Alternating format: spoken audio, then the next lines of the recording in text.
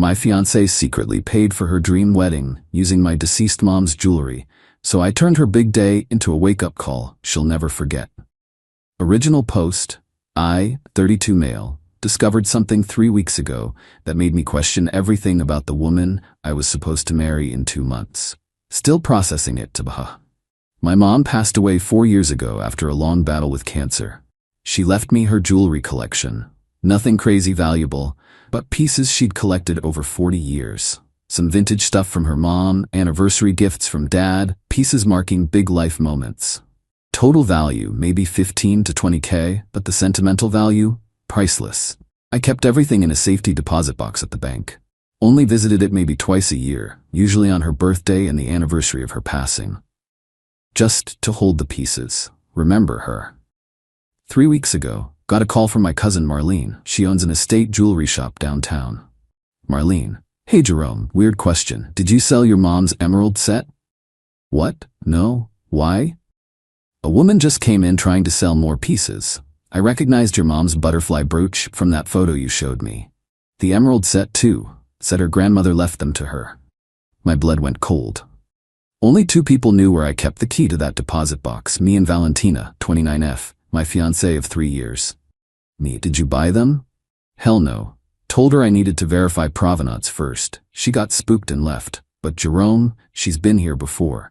I checked our records. Same woman sold us a pearl necklace set 2 months ago. I didn't connect it then. Me, send me the security footage. It was Valentina, clear as day. Wearing the baseball cap she thinks makes her unrecognizable. It doesn't. Went straight to the bank. The teller pulled the access records. Valentina had been visiting the box regularly for the past 4 months. Almost weekly.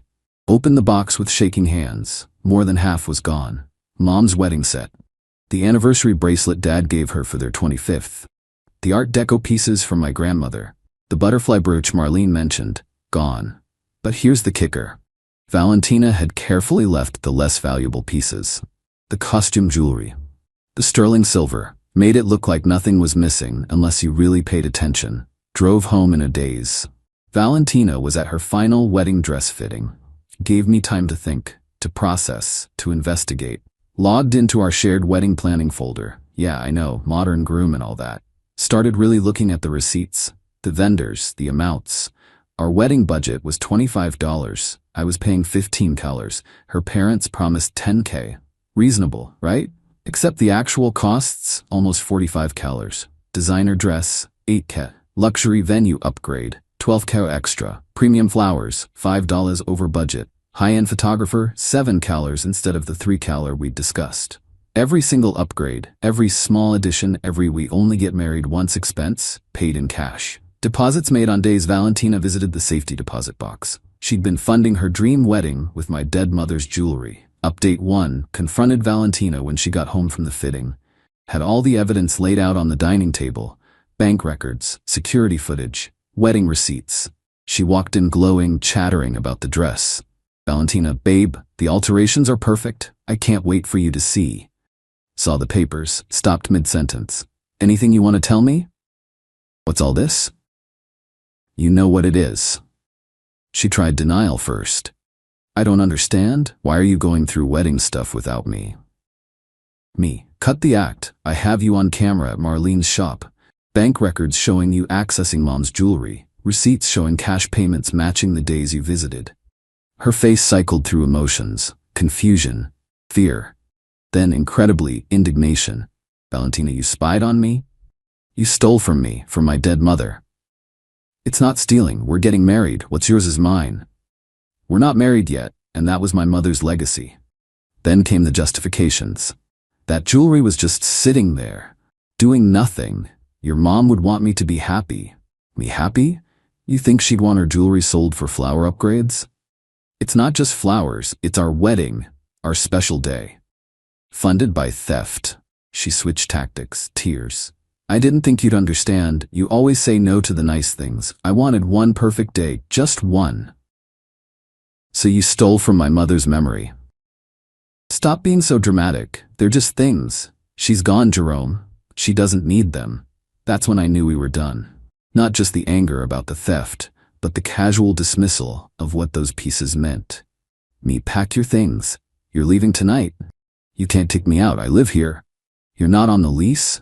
You're a guest, a thieving guest. She tried more tears, then anger, then bargaining. What about the wedding? Everything's paid for. Guests are coming. Guess you should have thought about that before robbing the dead. Gave her 2 hours to pack. She spent most of it on the phone with her mom, wailing about how unreasonable I was being. But here's where it gets interesting. After she left, I started making calls. Not to cancel the wedding, not yet, but to understand exactly what was happening with all that stolen money. Called the venue first. Lovely woman named Patricia. Me, hi. This is Jerome Ashford. I need to discuss some payments for the Ashford Reeves wedding. Oh, Mr. Ashford, yes, Miss Reeves has been so thorough. All the upgrades are paid in full. Upgrades? The premium package? Garden ceremony, champagne tower, extended reception, fireworks display? Fireworks. She bought fireworks with Mom's jewelry. And this was all paid in cash? Yes, Miss Reeves insisted. Said it was easier for budgeting. Made similar calls to other vendors. Each revealed more upgrades I knew nothing about. Valentina had created 2 weddings, the one we planned together and the extravagant one she bought with blood money. Update 2. The entitlement explosion was nuclear. First, her parents called. Glenn and Dottie, usually reasonable people, not anymore. Glenn, Jerome, what's this nonsense about canceling the wedding? Me, I haven't canceled it yet, but Valentina stole. Dottie, she borrowed some old jewelry. You're being ridiculous. Borrowed implies permission, and returning items, she sold them. For your wedding, she did it for both of you. She did it for Instagram.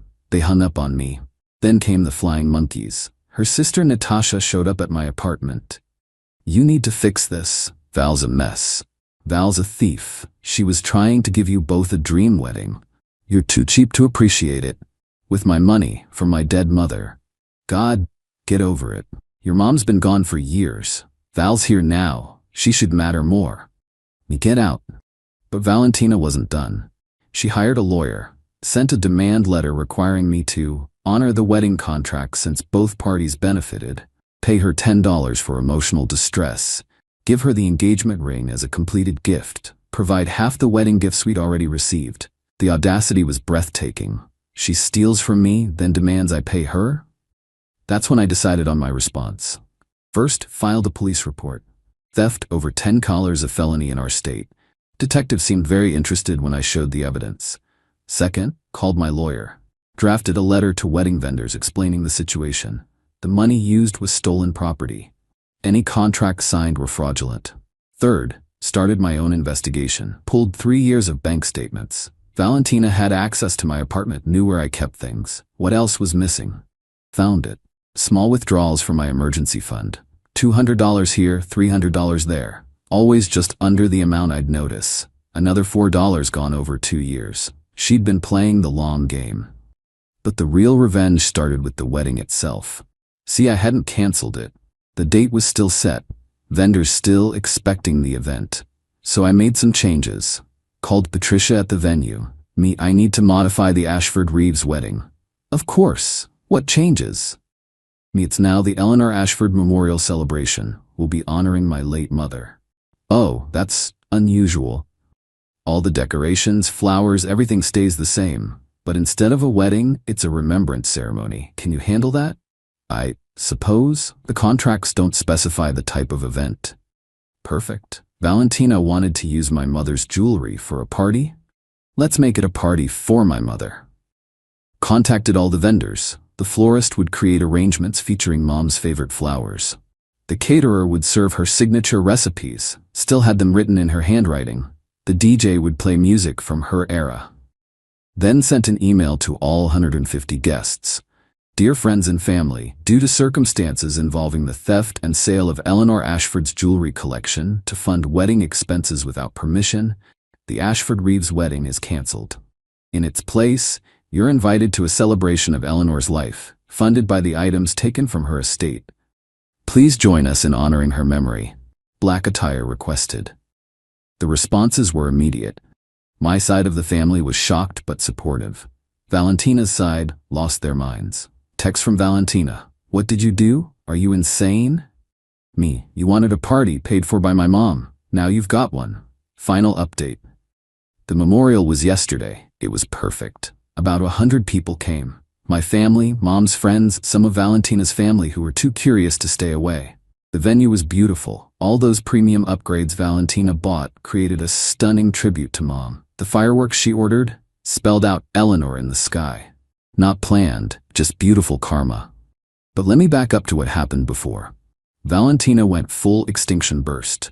First, she tried to get vendors to refuse the change. But legally, I was the primary contact on most contracts. She'd forged my signature on upgrades, but the main contracts were mine. Vendors didn't want legal trouble. Then she tried to crash the planning. Showed up at the florist while I was there. Valentina, those are my flowers. My wedding. Ma'am, the contract holder has requested changes. I paid for them. With stolen money. Want me to call the detective handling the case? She left screaming about suing everyone. Her parents tried emotional manipulation. Dottie called crying about ruining Valentina's future and destroying her reputation. Glenn threatened legal action for defamation. My lawyer shut that down quick. Truth is an absolute defense against defamation, and I had truth in spades.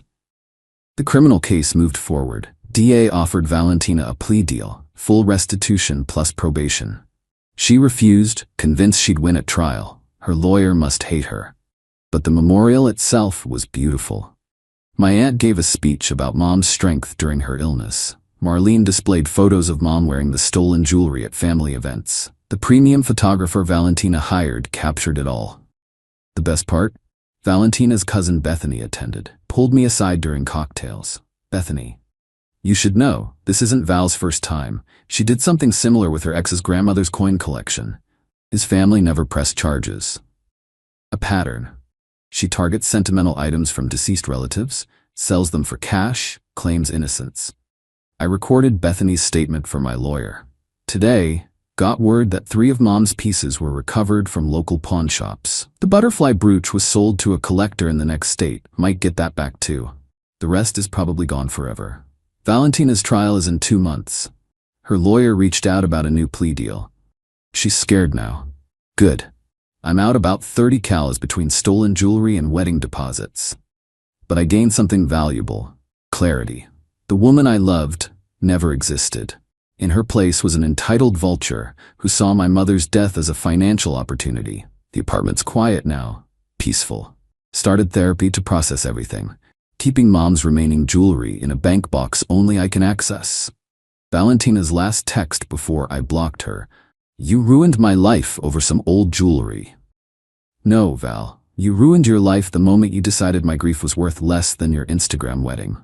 Mom always said people show you who they are and how they treat those who can't fight back. Valentina showed me exactly who she was when she robbed a dead woman to buy fireworks. The memorial guests donated almost $5 to mom's favorite cancer charity instead of giving wedding gifts. That felt right.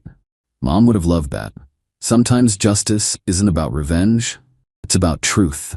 Valentina wanted a dream wedding funded by theft. She got a memorial funded by her crimes instead.